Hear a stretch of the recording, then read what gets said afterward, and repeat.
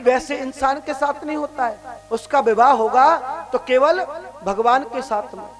ये वरदान संत नारद जी दे करके चले गए। राजा भीष्मक के 5 पुत्र थे और वही 5 पुत्र, सबसे बड़ा पुत्र का नाम था शिशुपाल। सबसे बड़े पुत्र का नाम शिशुपाल था और शिशुपाल ने रुक्मिणी की सगाई कर दी।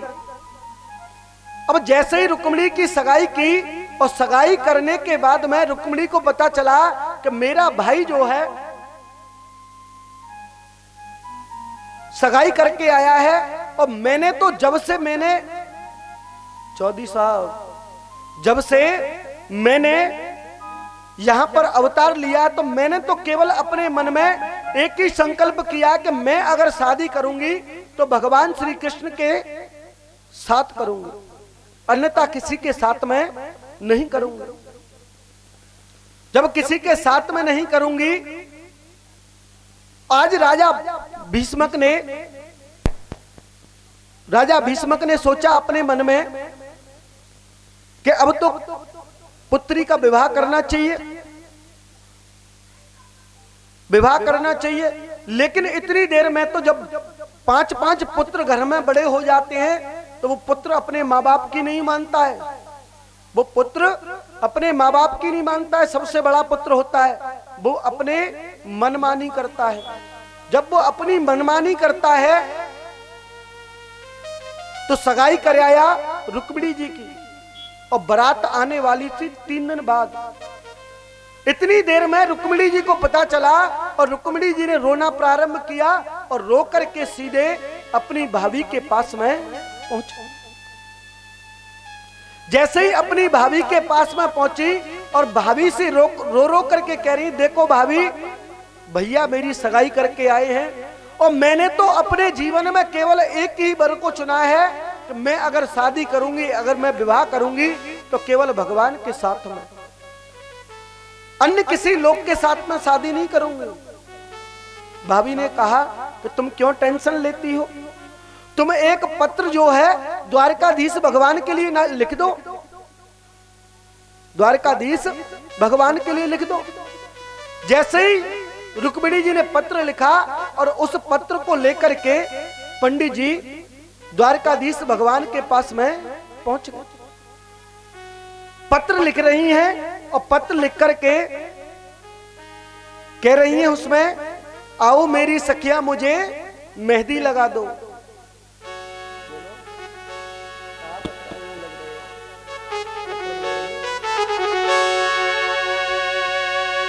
बोलिए बाकी बिहारी लाल की।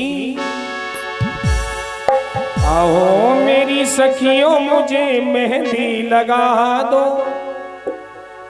मेहंदी लगा दो मुझे ऐसी सजा दो, मुझे श्याम सुंदर की दुल्हन बना दो, मुझे श्याम सुंदर की दुल्हन बना दो, मुझे श्याम सुंदर की दुल्हन बना दो, मुझे श्याम सुंदर की दुल्हन बना दो। आओ मेरी सखियों मुझे मेहंदी लगा दो, आओ मेरी सखियों मुझे मेहंदी लगा दो, मेहंदी लगा दो मुझे ऐसी सजा दो। अब ये बताओ कौन कौन है खुशी है रही है, किस किस को खुशी है? ये ताऊ जी ने कसुई है रही है और काऊ ना है रही, तो काऊ ना है रही खुशी। तो खुशी में क्या क्या होता है?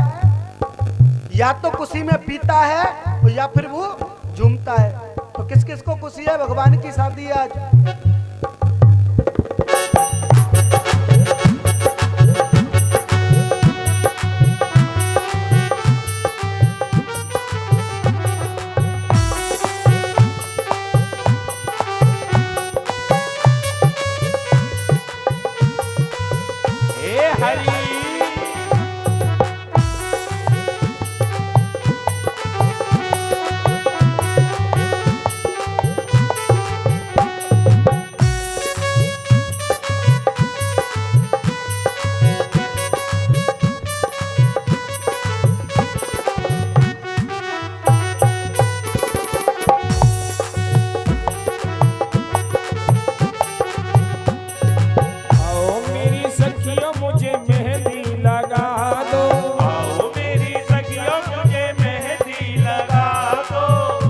मेहंदी लगा दो मुझे ऐसी सजा दो, मेहंदी लगा दो मुझे ऐसी सजा दो, मुझे श्याम सुंदर की दुल्हन बना दो, मुझे श्याम सुंदर की दुल्हन बना दो, मुझे श्याम सुंदर की दुल्हन बना दो, मुझे श्याम सुंदर की दुल्हन बना दो।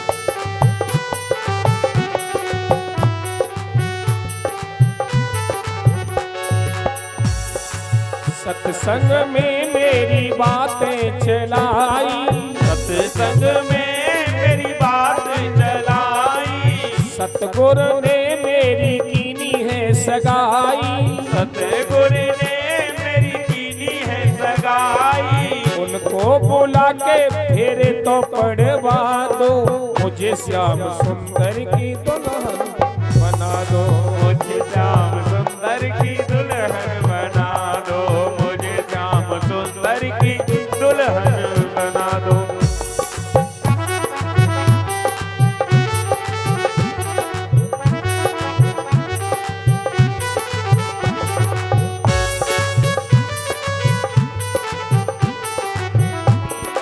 बोलिए बांके बिहारी लाल की जय। बोलिए आनंद कंद भगवान की जय।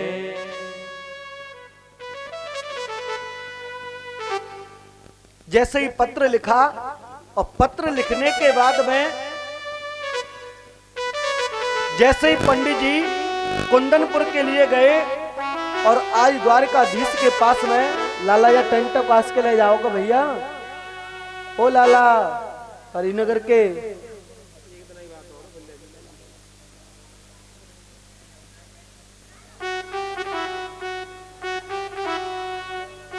जैसे ही कुंदनपुर में पंडित जी पहुंचे और श्री द्वारकाधीश भगवान के हाथ में पत्र पहुंचा। पत्र में लिखा था कि हे प्रभु, मैंने तो तुम्हें अपने जन्म से ही अपना पति माना है और अगर आप विवाह करने के लिए नहीं आए तो कोई दूसरा शेर ले जाएगा, इसलिए प्रभु आप कुछ भी करो, आज विवाह करने के लिए आओ। उधर से आ रहे हैं भगवान श्री कृष्ण और जैसे ही भगवान आ रहे हैं और सामने से बलराम जी आ गए।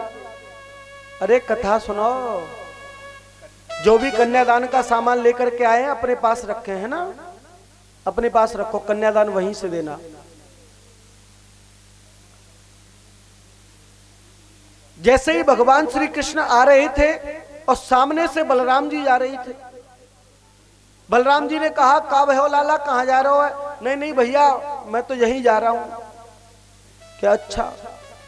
इतनी देर में भगवान वहां से निकल आए और आते ही उसी टाइम पर रुक्मिणी जी जो हैं माता कात्यायनी का पूजन करने के लिए गई हैं।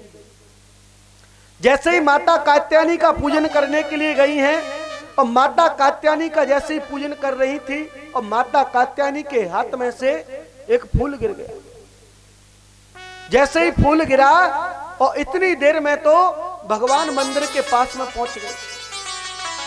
इतनी सेना खड़ी हुई है, इतने सैनिक खड़े हुए हैं कि रुक्मिणी को कोई भगा नहीं ले जा सकता। कि अच्छा, बीच में घुसते चले जा रहे हैं, घुसते चले जा रहे हैं और सैनिक ने कहा कौन हो आप? सैनिक ने कहा कि कौन हो? दूसरा सैनिक बोलता अरे तू इनसे क्या पूछता है, कौन है? अरे इनके मुकुट को देख, कितना